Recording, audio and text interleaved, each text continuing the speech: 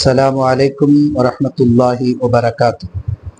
நபிகள் நாயகம் ஸல்லல்லாஹு அலைஹி வஸல்லம் அவர்கள் துஹா தொழுகை குறித்து சொல்லும் போது, யார் 12 ரக்காத்துகள் தொழுகிறாரோ அவருக்கு சொர்க்கத்தில் ஒரு கோட்டை கட்டப்படும் என்றார்கள். இந்த செய்தியை சையதுனா அனஸ் ரலியல்லாஹு அன்ஹு அவர்கள் அறிவிக்கிறார்.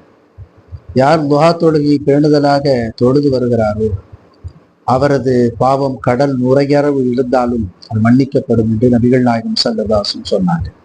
அதுபோல சையதுனா அபூ ஹுரைரா ரலியல்லாஹு அன்ஹு அவர்கள் சொல்லும் போது 3 விஷயங்களை நபிகள் நாயகம் ஸல்லல்லாஹு அலைஹி வஸல்லம் கற்றுக் கொடுத்தாங்க.